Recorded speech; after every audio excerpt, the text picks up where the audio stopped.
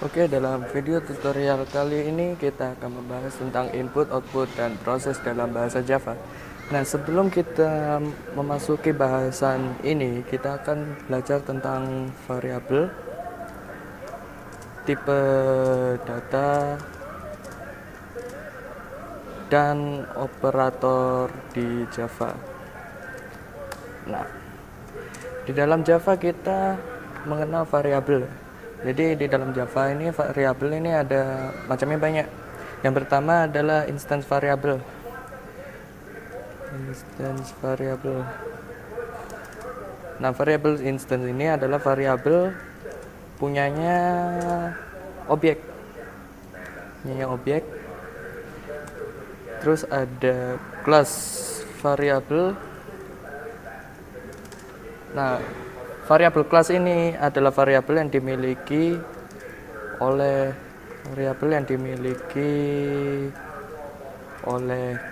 kelas. Jadi tiap objek ini memiliki nilai variabel yang sama. Terus ada lokal variabel. Nah, lokal variabel ini ada variabel yang dimiliki oleh metode tertentu. Jadi di dalam metode itu ada variabel yang hanya bisa diakses dari metode tertentu aja. Jadi tidak global gitu ya. Oke. Ini tentang variabel. Nah, variabel sendiri punya tipe data. Nah, tipe data di dalam Java ini banyak macamnya. Ada tipe data ya. Sebenarnya di dalam Java ini tipe data ada dua. Tipe data primitif dan tipe data reference atau tipe data objek. Nah, bedanya apa? Di tipe data primitif ini, tipe datanya ini sudah disediakan dari bahasa pemrograman itu sendiri. Contohnya ada integer, float, double, char, boolean, short, long, dan sebagainya. Nah, tipe data reference ini adalah tipe data yang bisa dibuat sendiri. Jadi tipe data yang bisa kita buat sendiri, atau tipe datanya objek, berupa objek. Nah, contohnya apa? Contohnya string. Kalau di Java ada string, terus macam-macam. Ada string, terus JFrame, JButton. Ini adalah tipe data objek. Untuk saat ini kita akan fokus ke tipe data primitif dan tipe data objek yang bertipe string. Oke. Nah, tipe data primitif. Tipe data primitif itu tadi yang sudah disebutkan, ada integer, float, double, char, boolean, short, long, dan sebagainya. Nah, di dokumentasinya Java ini banyak sekali tipe data primitif. Ada byte, short, integer, long, float, double, boolean, dan char. Nah, tipe data yang pertama adalah byte. Jadi byte ini adalah tipe data integer atau bilangan bulat yang menyimpan nilai dengan ring 8 bit.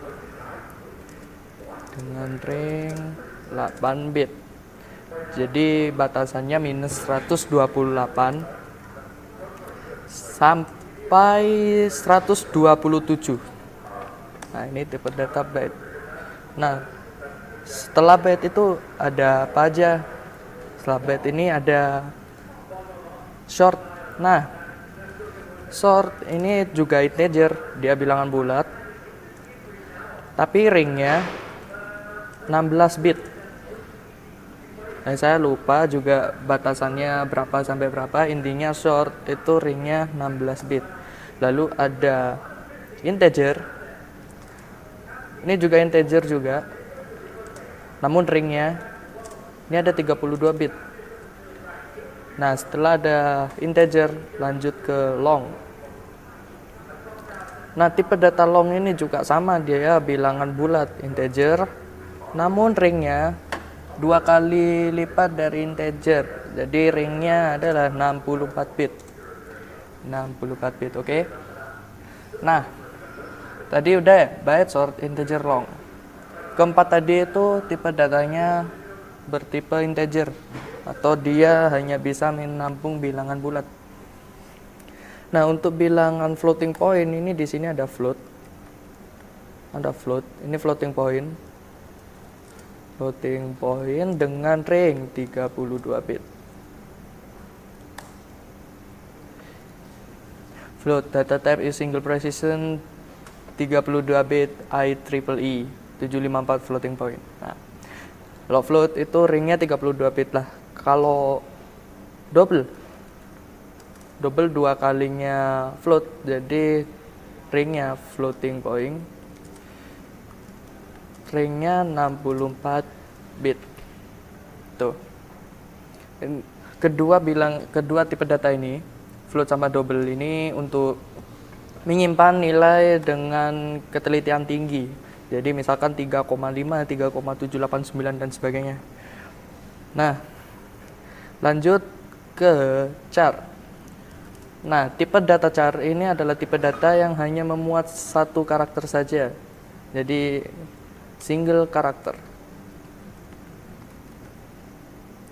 Jadi misalkan variabel char dimasukin 2 karakter, misalkan AB gitu, itu nggak bisa karena char hanya menyimpan nilai 1 karakter aja. Nah, kalau tadi udah char, sekarang masuk boolean. Nah, tipe data boolean ini tipe data yang isinya hanya nilai true dan false.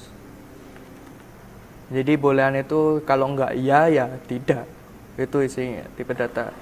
Nah, contoh dalam kode program misalkan ada nih, misalkan integer bilangan integer, misalkan 3. Float bilangan float 3,89231. Nah, kalau dalam Java untuk mendeklarasikan bilangan float, untuk menginisialisasikan nilai float, maka kita harus menambahkan f di sini. Jadi ditulis 3,8129321f. Nah, kalau double bilangan float, bilangan double, nah, sama seperti float, cuma bedanya dia nggak perlu dikasih f. Jadi 3,8129 bla bla bla bla bla, gini aja. Nah, terus ada tipe data apa lagi? Short in long float, double char boolean. Nah, char x misalkan gini. Nah, langkahnya sekarang kita coba mengoutputkan keempat variabel tadi. Kita menggunakan system.out.println. Println bilangan integer, terus system out println bilangan float, system out println bilangan double, terus system.out.println x, bilangan char x. Nah, sekarang kita compile.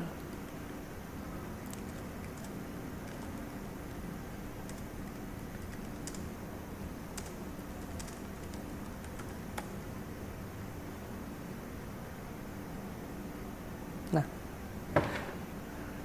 di baris 9 kan mencetak bilangan integer. Jadi di outputnya ini akan mencetak 3. Nah, untuk yang float kita mencetak nih sistem of println build float 3,8129321f. Nah, Ini di sini tercetaknya 3,812932. Nah, kalau bilangan bilangan double, ketelitiannya lebih tinggi dari bilangan float, jadi bisa kita lihat dia akan mengoutputkan nilai 3,81292132. Nah, untuk char, jadi udah saya singgung kan, char itu hanya untuk menyimpan satu karakter. Misalkan di sini karakternya A. Jadi ketika di compile tidak ada masalah. Dan ketika di output kan akan mencetak ini, nilai X itu sama dengan A. Nah, sekarang pertanyaannya, kalau misalkan saya kasih cari nih dengan nilai lebih dari satu karakter, misalkan A, B, C gini. Nah, apa yang terjadi? Nah, ini ada error. Unclosed karakter literal lah. Misalkan kalau kita compile, nah, variable Java 7 error unclosed karakter literal. Nah,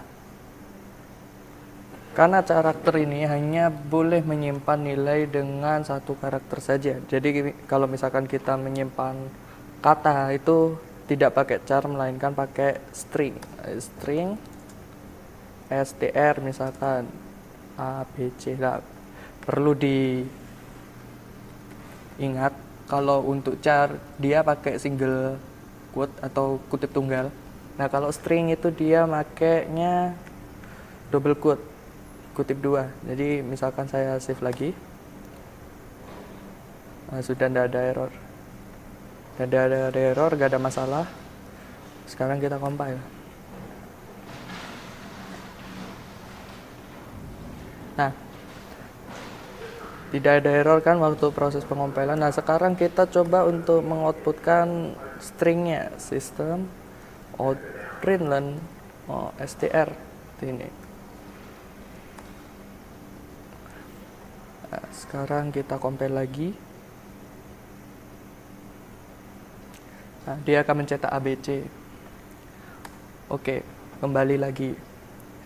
Nah, itu tadi sekilas tentang tipe data primitif dan tipe data reference. Yang kita pakai di tipe data reference itu sementara ini kita pakai string dulu. Nah, kurang satu nih, boolean. Misalkan boolean bool, misalkan ya bool aja, dan true. System out println bool. Ini gini.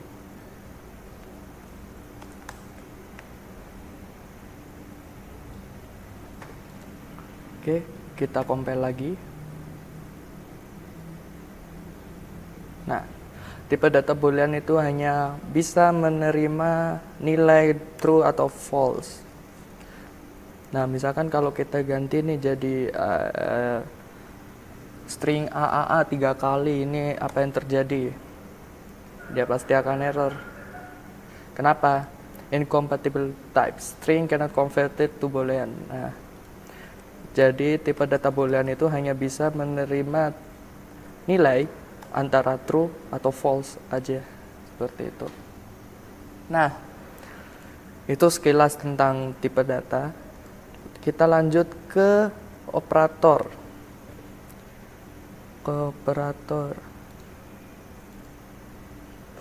Nah, ini di sini banyak, ini di dokumentasinya Java. Ini ada operator postfix, terus ada operator unary, multiplicative, additive, shift, relational, equality, bitwise and, bitwise exclusive or, bitwise inclusive or, logical and, or, ternary, dan assignment. Oke, jadi kita akan belajar tentang operator dulu. Nah, untuk operator di Java ini ya sama seperti operator matematika pada umumnya. Itu ada plus atau operator penjumlahan, minus operator pengurangan, bintang ini untuk ngalihkan, slash ini untuk membagi, dan persen ini untuk modulo, untuk mencari sisa bagi dari suatu bilangan. Nah, misalkan tadi ya, aku mau nyoba ini, saya akan hapus, misalkan gini. Nah, misalkan integer ini namanya tak ganti aja, integer A, ini integer B sama dengan 8. System out print A plus B. Nah, kira-kira outputnya apa? Sorry. Nah, kira-kira outputnya berapa?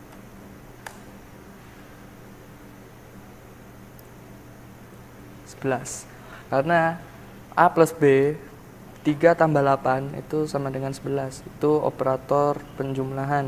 Nah, kalau misalkan ini operatornya tak ganti nih, tak ganti jadi ini aja wes, tak ganti jadi pengurangan. Kira-kira 3 min 8 itu berapa ya? Dilihat. Nah, min 5 itu tipe data integer yang akan dikurangi dengan sesama integer. Jadi di baris ketujuh ini akan mencetak nilai dari A min B itu sama dengan min 5. Nah, setelah ada operator pengurangan, ini ada operator perkalian. Jadi operator perkalian itu ya fungsinya apa? Ya juga ngalihkan bilangan. Misalkan A kali B 8 kali 3 atau 3 kali 8 itu 24. Nah, jadi di baris ketujuh ini programnya akan mencetak nilai 24. Seperti itu. Nah, kalau pembagian gimana? Pembagian 3 bagi 8 berapa? 3 bagi 8 kan 0, sekian gitu kan. Nah, kalau di Java kalau 0, sekian itu kalau dimasukkan ke dalam integer itu yang dibaca hanya nilai di depan komanya aja. Jadi misalkan ada nilai nih, nilai 0,3 berapa gitu. Nah, 0,3 nya misalkan dimasukkan ke nilai integer. Misalkan gini, integer C misalkan 0,91 atau 0,4 aja. Nah, ini apa yang terjadi? Nah, ini ada error karena apa? Incompatible types, possible lossy conversion from double to integer. Nah, yang dimaksud lossy conversion from double to integer ini. Nah, lossy-nya ini di komanya ini dibalik di setelah komanya ini, kalau misalkan tipe data float atau double ini kita casting menjadi integer. Casting itu adalah proses untuk mengubah tipe data. Nah, misalkan 0,4-nya tak ubah ke integer nih. Jadi kayak gini. Nah, aku akan mencetak ini bilangan C-nya ini, nilai dari variabel C-nya ini tak cetak. Jadi outputnya apa kira-kira? Outputnya 0 kan?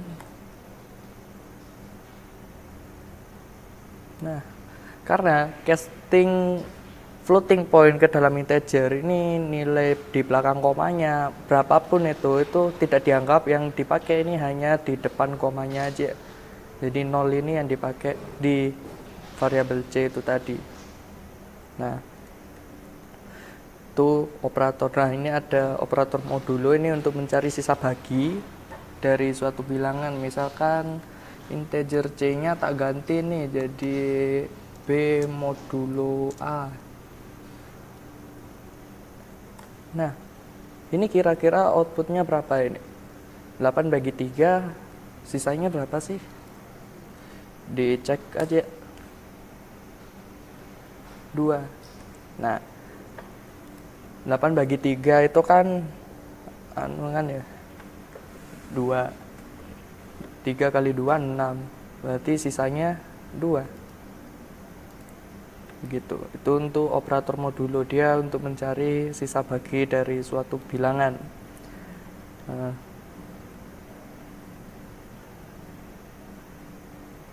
terus ada operator unary. Operator unary misalkan kita punya variabel seperti ini, operator postfix misalkan gini. Di dalam operator postfix ini kan tadi udah dijelaskan tipe data, terus sama operator juga Nah, ini ada operator postfix terus sama operator unary. Nah, sekarang kita akan belajar tentang operator postfix. Misalkan A++. Nah, ini nilai C. Ini kira-kira berapa ini? Itu sistem operand A. Sistem operand B. Misalkan gini. A terus B ini B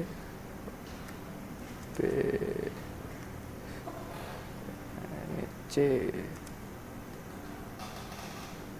Nah,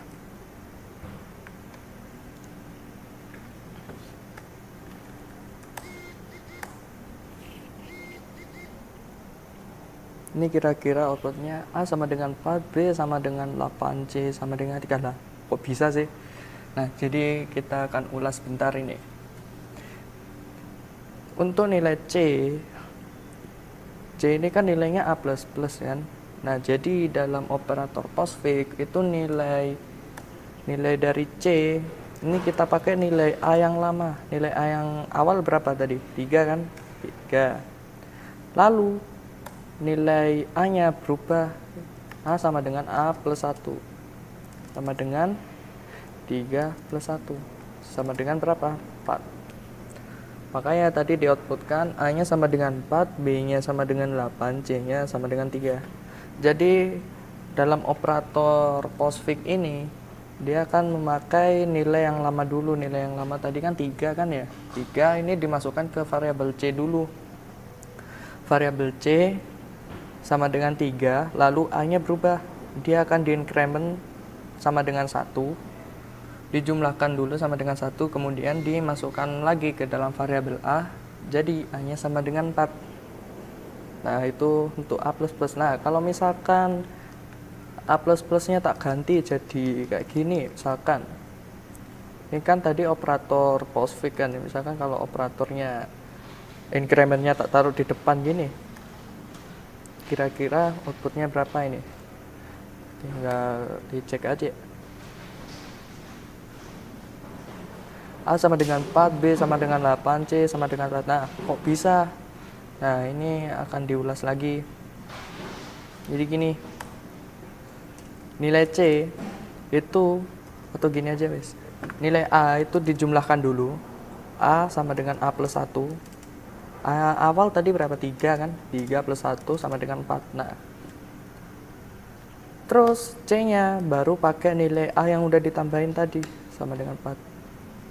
Jadi untuk operator increment-nya di depan atau decrement-nya di depan akan integer D dan A++. Nah, ini akan berbeda makna.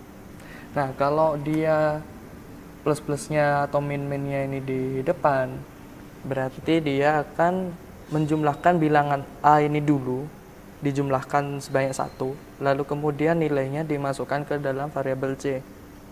Nah, kalau misalkan di baris nomor 8 ini A++, jadi nilai A yang lama itu misalkan ini kan tadi A-nya sama dengan 4 kan ya, A sama dengan 4 karena udah di increment, terus C sama dengan 4.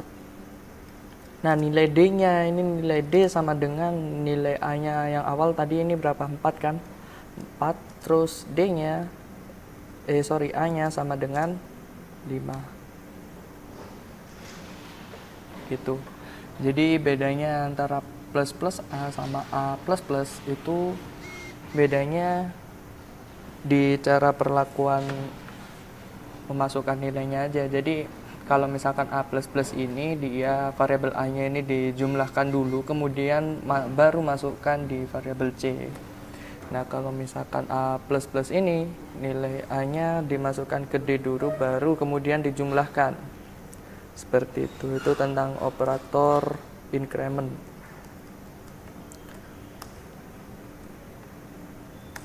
Nah,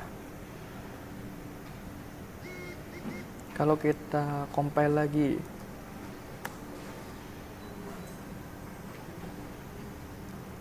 A sama dengan 5, B sama dengan 8, C sama dengan sudah jelas itu operator.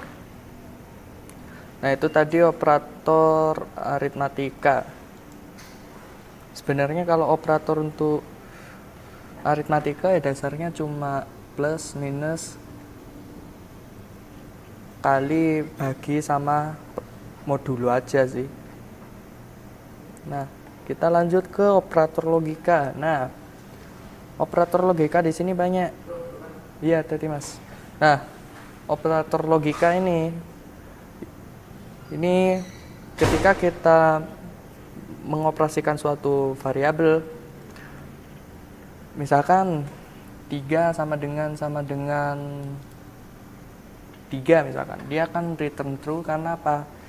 Karena variabel ini itu akan melemparkan atau mengembalikan nilai berupa true atau false. Ya kan udah jelas ini equality, relational, and conditional operator. Nah, jadi kita bahas yang ini aja, operator logika yang equality dulu sama relational.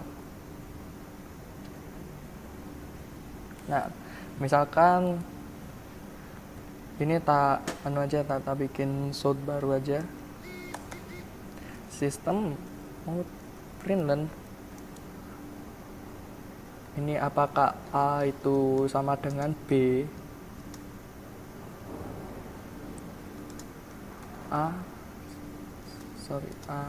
sama dengan B, ini sistem out println A lebih kurang dari B, A kurang dari B, sistem out println A lebih dari B,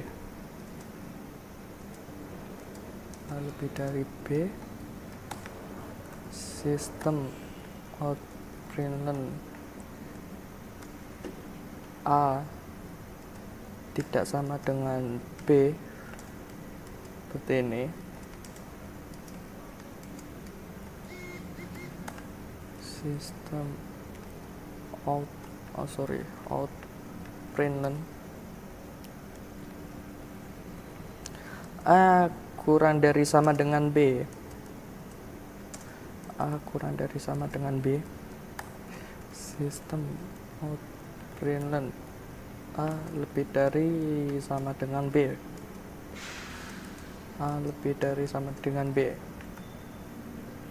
Ya itu aja kan, sama dengan, tidak sama dengan, lebih dari sama dengan, kurang dari sama dengan. Oke, kita akan outputkan. Oh, ternyata ada error di sini, string integer. Oke, berarti kurang ininya, ini kurang kurung. Nah, kurang kurungnya.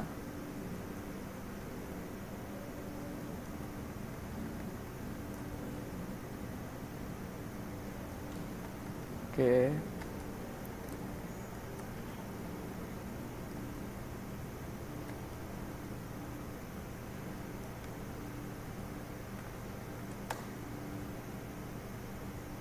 Nah, udah nggak ada error. Sekarang kita compile lagi kelasnya. Nah, A sama dengan 5, B sama dengan 8, C sama dengan 4. Nah, ini kan diuji A apakah sama dengan B, enggak kan? Karena A sama dengan 5, B sama dengan 8. Nah, nggak cocok kan? Nah, kita masuk ke sini. A kurang dari B. Apakah benar? Ya benar, karena 5 lebih kecil dari 8. Dia akan mencetak nilai true. Nah, kalau misalkan A lebih dari B, dia jelas salah karena 5 kurang dari 8 kan? Kurang dari 8. Nah, terus A tidak sama dengan B. Benar, karena 5 memang nggak sama dengan 8. Terus ada A kurang dari sama dengan B. Nah, ini akan mencetak nilai true karena 5 kurang dari sama dengan B atau 5 kurang dari sama dengan 8 itu benar, memenuhi. Makanya dia cetaknya true. Nah, begitu pula dengan A lebih dari sama dengan B, dia akan mencetak false. Karena memang ya 5 yang gak lebih gede dari 8, ya seperti itu. Nah, itu tadi operator perbandingan nilai. Nah, kalau misalkan operator relasional ini ada AND dan OR. Operator kondisional ini AND sama OR. Jadi kalau misalkan di mana ini? Di tabel kebenaran misalkan ada 2 tipe data. Misalkan A-nya ini sama dengan A sama dengan true, B sama dengan true misalkan. Nah, operator misalkan true and true itu sama dengan apa? True and true sama dengan true. Nah, kalau true and false sama dengan false. False sama false. False dan true sama dengan false. False dan false sama dengan false. Nah, jadi operator AND ini ketika kedua operannya bernilai true semuanya, operan ini maksudnya yang dioperasikan ini kan yang di sini kan true, di sini kan true. Nah, jadi kalau kedua operannya ini ketika dioperasikan dengan operator AND ini bernilai true semuanya, maka dia akan melempar nilai true. Nah, jika salah satu operannya ini bernilai false, dia akan menghasilkan nilai false. False and true sama dengan false, false and false sama dengan false. Lain cerita kalau misalkan operatornya OR, misalkan true or true sama dengan true. Misalkan true or false sama dengan true. False or false sama dengan true. Nah, kalau false or false, dia akan mencetak false. Nah, operator false ini akan mencetak true atau mengembalikan nilai true jika salah satu atau kedua operannya itu bernilai true. Jadi terlihat misalkan true and true itu nilainya true, true and false nilainya true, false and true ini sebenarnya. Or true. Nah, false or true ini nilainya true, false or false nilainya false. Jadi perbedaan antara AND dengan OR ini salah satu, misalkan semua operan kalau bernilai true akan menghasilkan true. Beda kalau misalkan sama OR. Jadi kalau OR itu salah satu operan atau semuanya. Semua operan kalau bernilai true akan menghasilkan true. Nah, ini udah jelas ini, Itu OR and OR. Nah, sekarang kita coba ini di sini. Kita coba tadi ini. Nah, oke. Hapus. System out println true and true.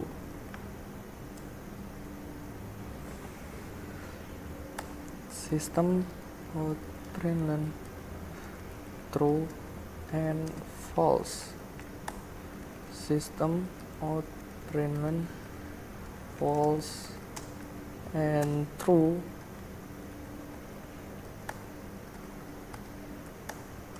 System out println false and false ya, false and false. Oke. Terus ada untuk menguji OR.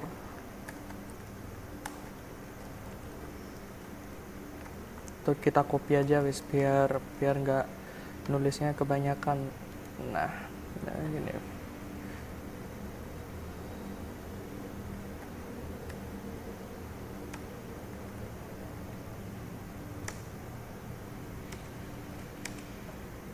Nah, ini bisa kita ganti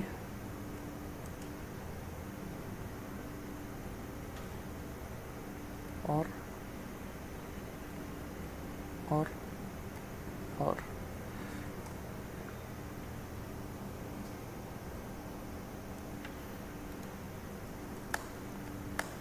Kita run. Nah, di sini udah jelas kan tadi, jika keduanya nilainya true dan dioperasikan dengan operator AND, dia akan mencetak nilai true. Nah, kalau misalkan salah satunya nilainya false, dia akan mencetak false. Sama seperti yang di sini kan. Nah, kalau misalkan kalau pakai operator OR, ini salah satu atau keduanya bernilai true, ini akan mencetak nilai true. True, false. Nah, itu kalau operator logika AND OR. Nah, sekarang ada operator lagi, ini ada operator XOR. Misalkan operator XOR gini ya. Operator XOR. System out println. Nah, kalau operator XOR ini bedanya apa?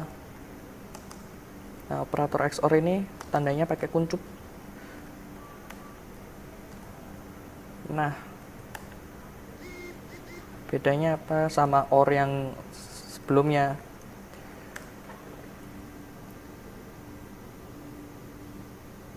Nah, kalau XOR itu dia akan mengembalikan nilai true jika salah satu operannya itu bernilai true. Nah, kalau misalkan sesama true XOR true atau false XOR false, dia akan menghasilkan nilai false. Karena aturan dalam operator XOR itu adalah salah satu operan jika salah satu operan ini bernilai true, maksudnya salah satunya itu true, yang satunya lagi false, itu akan mengembalikan nilai true. Nah, ini true ini.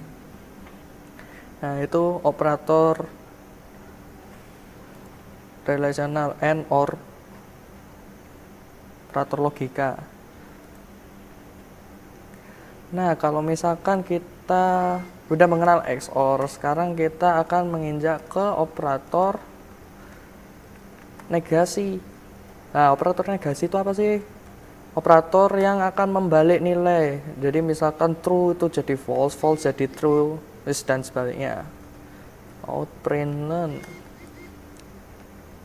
not true, misalkan not true, system out print not false,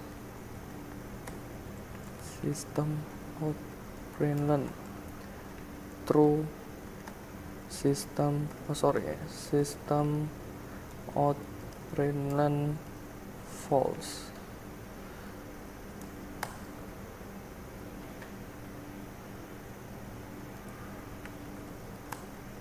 Nah, kita compile. Nah, operator negasi ini dilambangkan dengan tanda seru.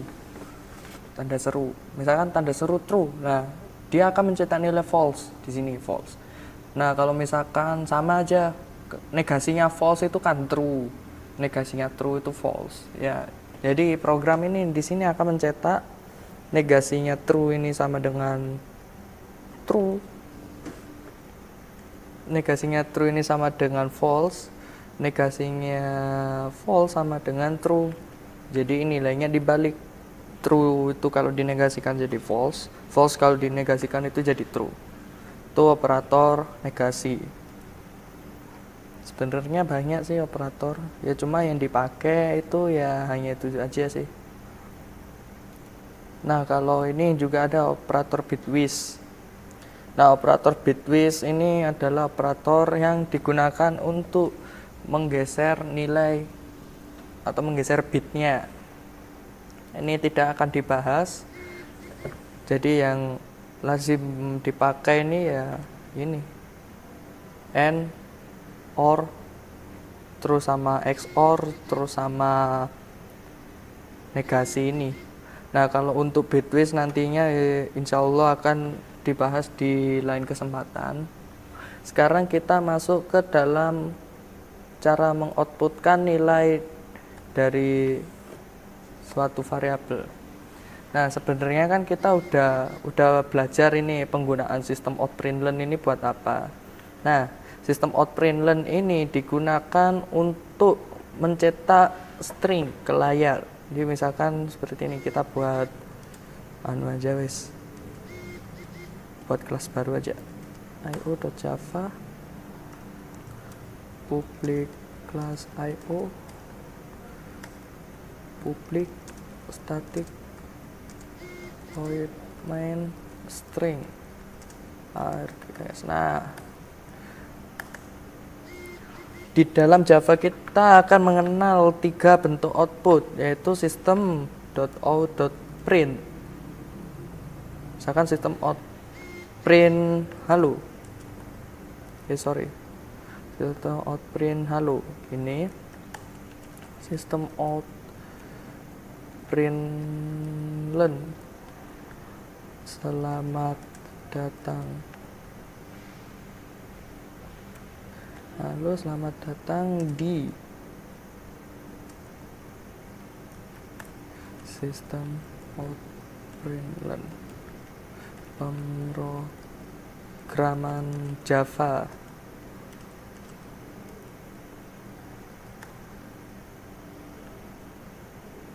Ini ada error ini.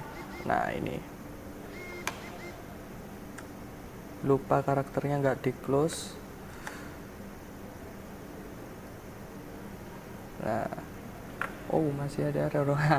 Kurang tanda T-nya. Nah, ini udah nggak ada error ini kayaknya. Oke. Sekarang kita compile.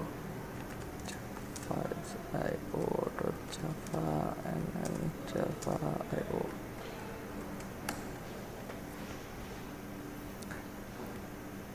Nah, perbedaannya sistem outprint sama sistem outprintln ini di sini. Nah, ketika kita menggunakan sistem outprint, ini stringnya udah dicetak, namun posisi kursor itu berada di sebelahnya string yang udah kecetak di sini. Nah, kemudian ada perintah sistem outprintln selamat datang di. Nah, selamat datang di-nya ini diletakkan di setelahnya halo karena imbas dari sistem outprint-nya ini, karena ketika kita menggunakan sistem outprint itu kursornya itu diletakkan di sebelahnya halo ini. Nah, kalau sistem outprintln itu kursornya terletak di baris baru. Jadi setelah dicetak kemudian membuat baris baru, gampangannya enter lah, membuat baris baru. Jadi ketika dicetakkan sistem outprintln selamat datang di, kursornya pindah ke sini lalu dicetak sistem outprintln pemrograman Java. Itu bedanya sistem outprint sama sistem outprintln.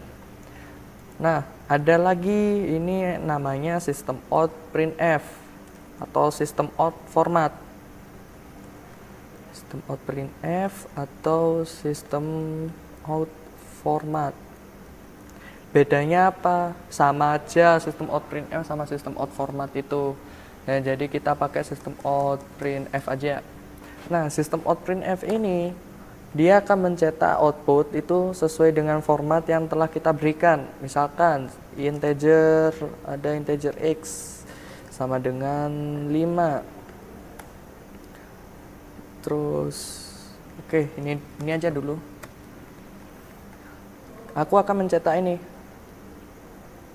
Nah, nilai dari x sama dengan, nah, tentunya akan ada pertanyaan nih, persen %d ini buat apa sih? Nah, persen %d ini untuk ini format. format untuk nilai integer. Jadi kalau D itu integer, F itu float, atau double, char itu C, string itu S. Dasarnya seperti itu. Jadi kita save, lalu kita lakukan compile.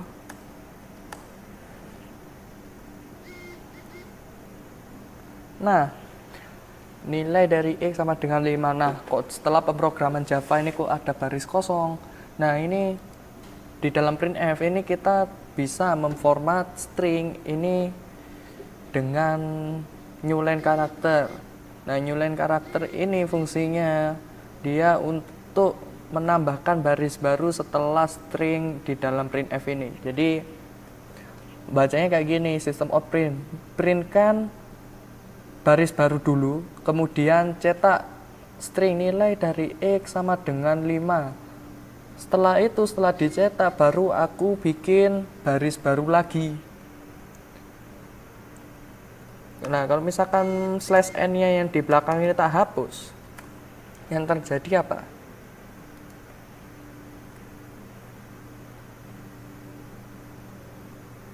Nah, udah jelas kan setelah sistem of printf ini kan tidak ada karakter new line kan di sini. Nah, jadi posisi kursor ini tepat di sebelahnya 5. Nah, ini efeknya ini di sini. Jadi setelah nilai X sama dengan 5 baru ada tulisan login ini. Nah, itu efek kalau nggak dikasih new line karakter. Nah, apakah karakter yang backslashan itu cuma backslash n aja? Tidak, ada banyak sebenarnya. Nah, misalkan ada di printf. Nah, ini Om Alvin Alexander ini bikin printf format reference page. Jadi ini semacam contekan untuk printf. Nah, persen %C itu untuk karakter, D itu untuk integer, E itu exponential floating point. Jadi exponential floating point ini nanti formatnya kayak gini, 2 kali berapa E2 misalkan, kayak gini nih formatnya kalau exponential floating point number. Nah, F itu untuk floating point number, I itu integer bilangan desimal, U itu bilangan oktal basis 8, S itu untuk string, untuk mencetak string, U itu unsigned decimal integer number. Terus ada persen %X ini untuk mencetak nilai heksadesimal. Nah, persen ini untuk mencetak persen sign sama seperti ini. Nah,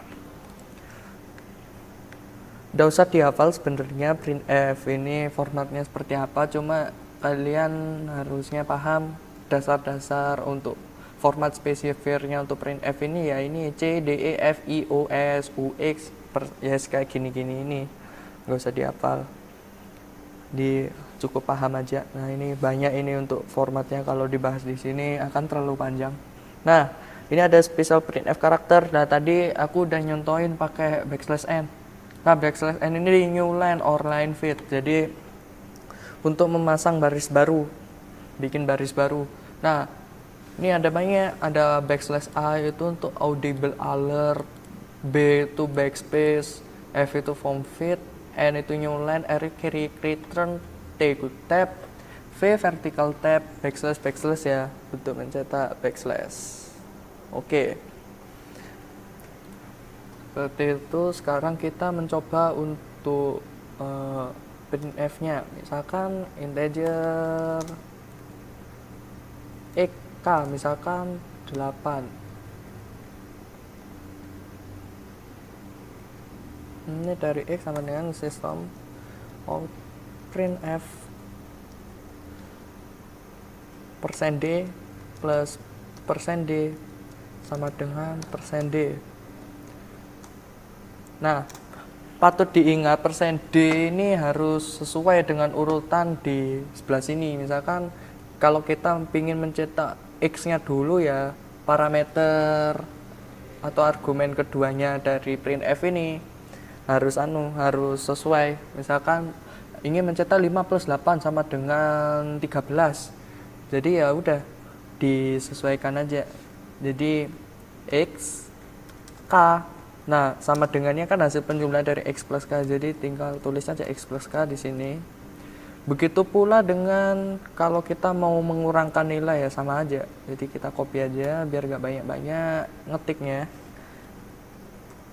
Jadi gini. Oh, sorry. Udah.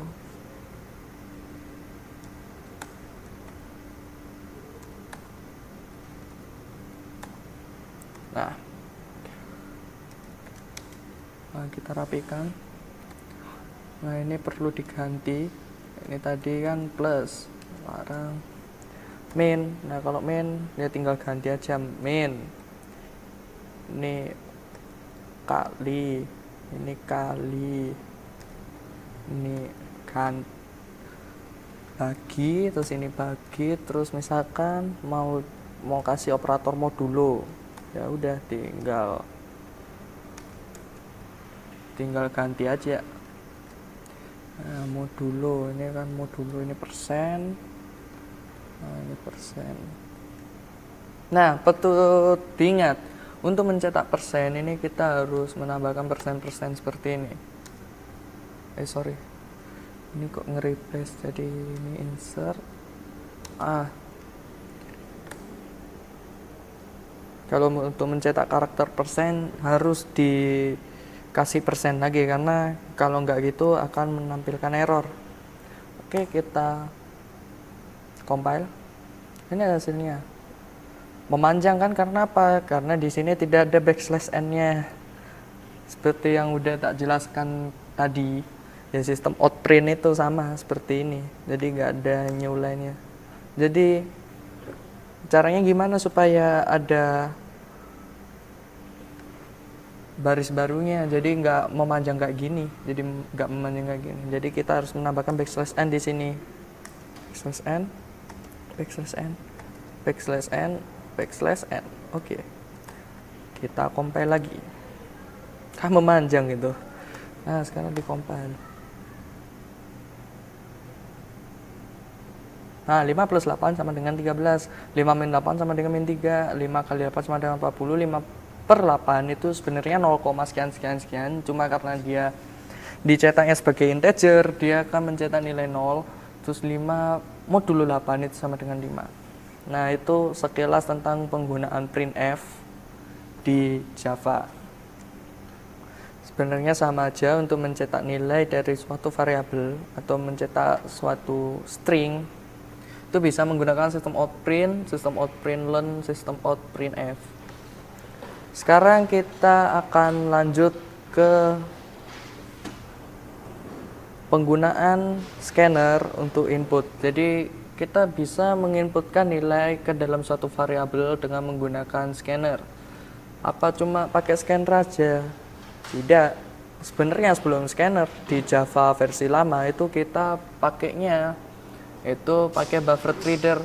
Jadi untuk pembahasan sekarang kita akan fokusnya ke penggunaan scanner untuk input. Misalkan contoh inputan.java, misalkan bikin file baru.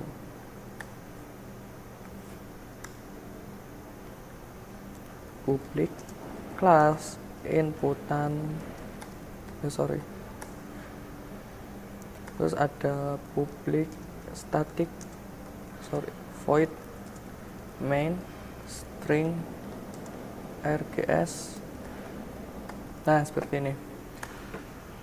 Nah, untuk menggunakan scanner, langkah pertama yang harus dilakukan itu kita mengimport kelasnya. Import java.util.scanner. Ini maksudnya import java.util.scanner ini apa sih?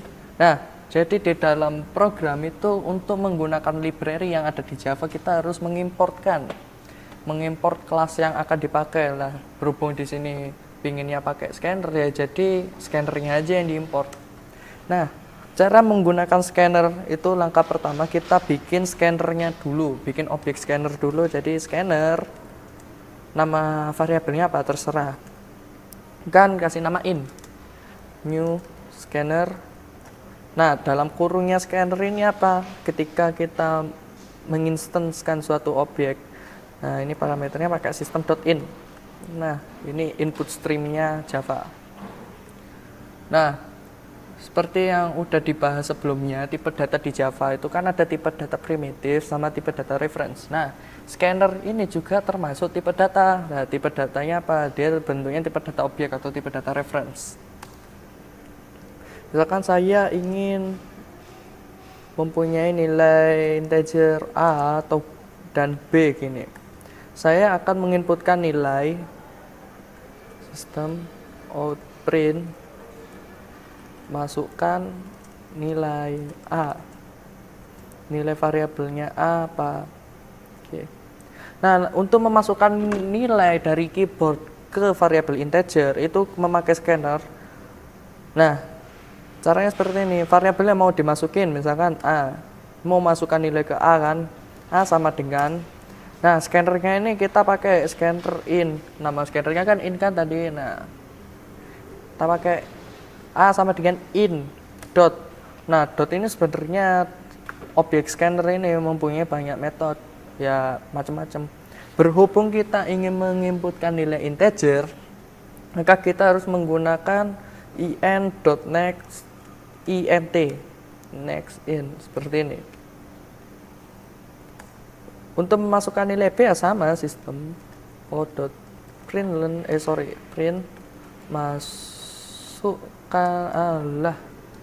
masukkan nilai B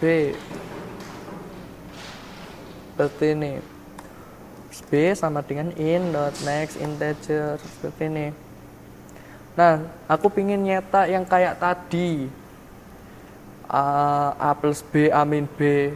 Ya sudah, kita pakai aja yang di sini.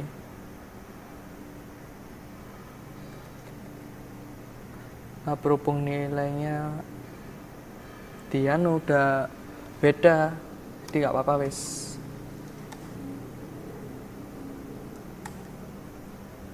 Oke. Ini tinggal kita ganti aja kok. A ini B, ini A, ini B, ini B, ini A, ini B, ini A, sorry.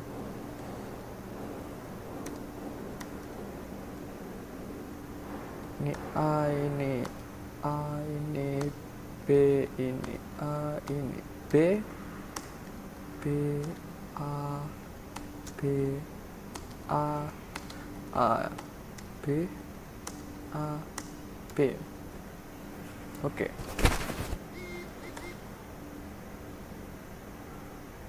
Nah, biar gak bingung tak kasih nyulen aja wes. System out print ln.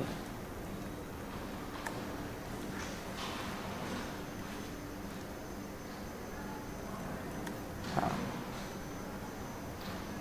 Java inputan dot Java.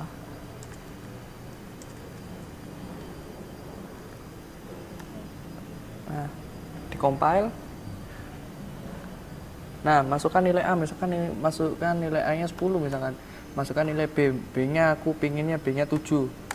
Nah, dia akan mencetak sesuai dengan apa yang diinputkan. Misalkan aku masukkannya 10 dan 7. Nah, outputnya ya sama, 10 plus 7 sama dengan 17, 10 min 7 sama dengan 3, 10 kali 7 sama dengan 70, 10 bagi 7 sama dengan 1.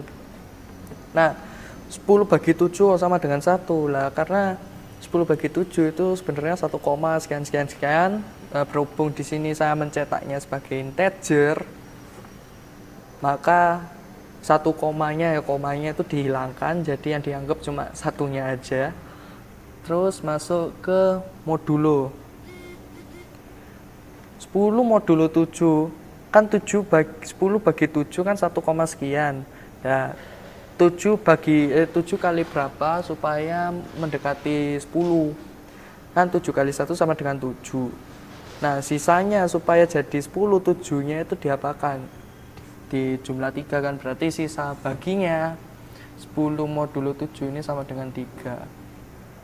Itu penggunaan scanner. Nah, apakah scanner ini cuma next integer aja? Sebenarnya banyak.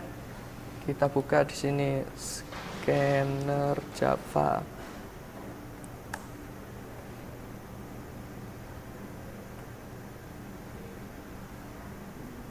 Nah, ini.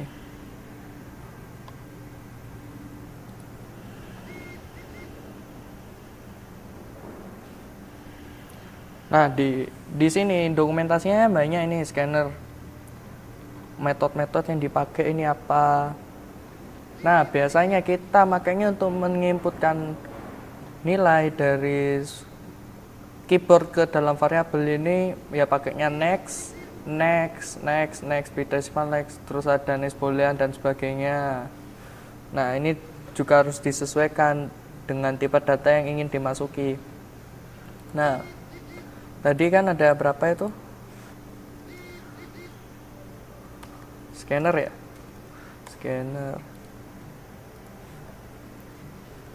Scanner tadi ada berapa? Scanner banyak itu.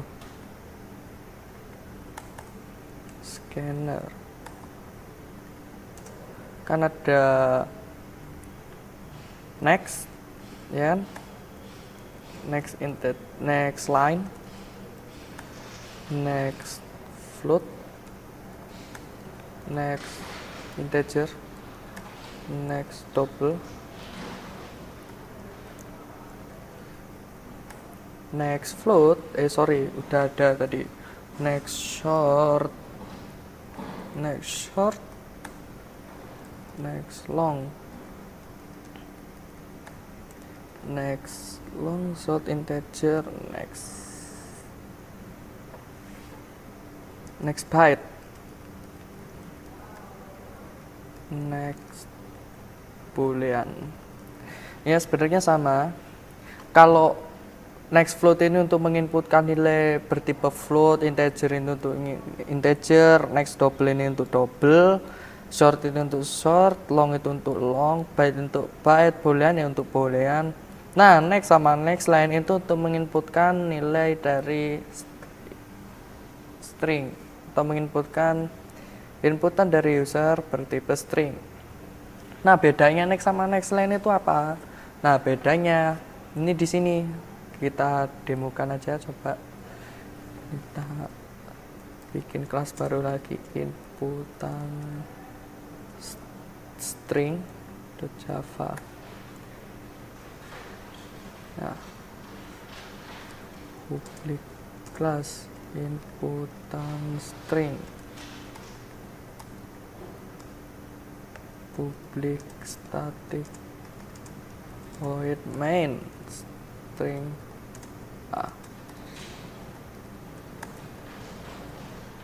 scanner in. Nah, berhubung kita pakai scanner, maka kita harus import dulu, import Java util scanner. Nah, misalkan string str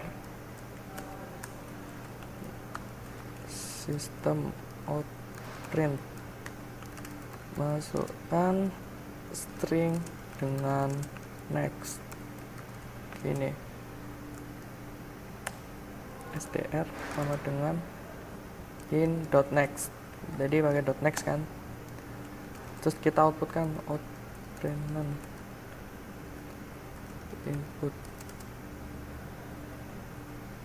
str kayak gini, system out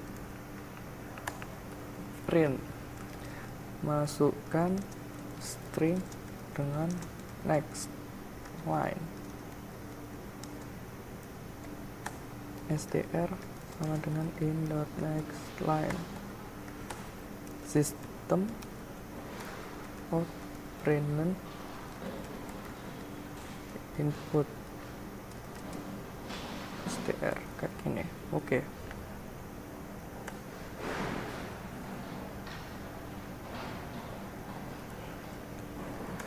Nah, sekarang kita compile.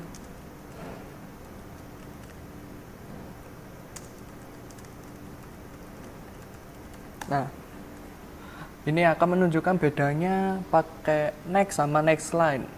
Misalkan saya halo, saya di sini. Input halo masukkan string dengan next line. Input saya di sini. Nah, itu bedanya kalau untuk pakai next, dia akan mengambil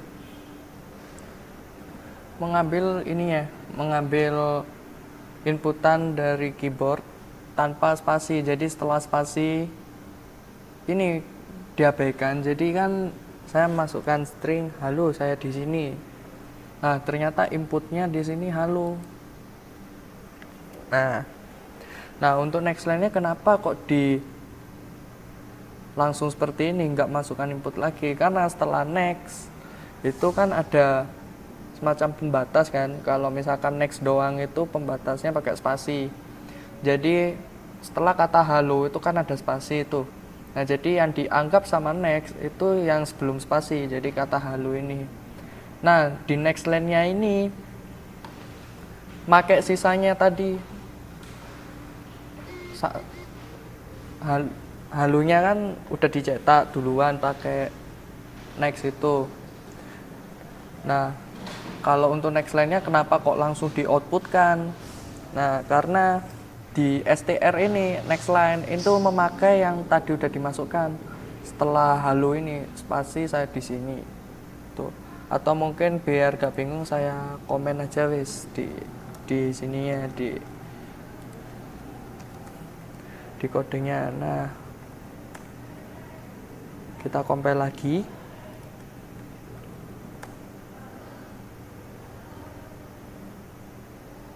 Masukkan string dengan next line halo saya di sini. Input halo saya di sini. Nah, kalau untuk next line itu pembatas line-nya itu menggunakan new line, jadi pakai enter. Nah, kalau next itu pembatasnya dia pakai spasi atau pakai new line atau pakai enter. Jadi misalkan gini, minta komen aja wis biar gak rancu. Nah,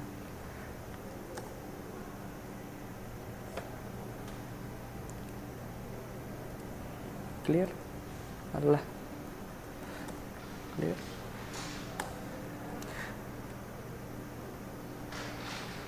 Masukkan string dengan next halo saya di sini dan dicetak halonya. Karena next itu pemisahnya menggunakan spasi gitu. Jadi harap diperhatikan penggunaan next sama next line-nya. Nih ada finds and returns the next complete from the scanner. Nah, kalau next line tadi advance the scanner past the current line and return the input that was skipped. Return the input that was skipped. Jadi itu tadi yang di dalam in.next ini yang di skip kan spasi saya di sini kan. Nah, kalau kita panggil kayak gini lagi, misalkan gini. Nah,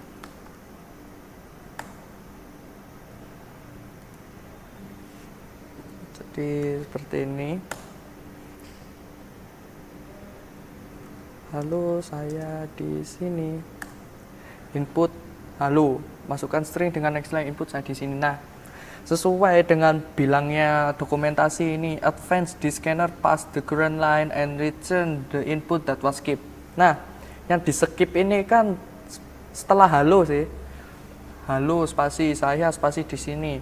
Nah, next in.next ini nganggapnya yang sebelum spasi ini.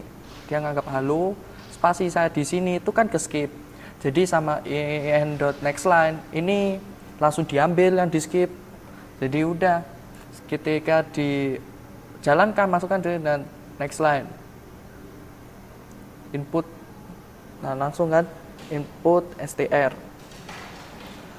Jadi str yang di baris 14 ini diisi dengan return value dengan apa yang di skip sebelumnya. Yang di skip ini spasi saya spasi di sini tuh, sesuai dengan bilangnya next line.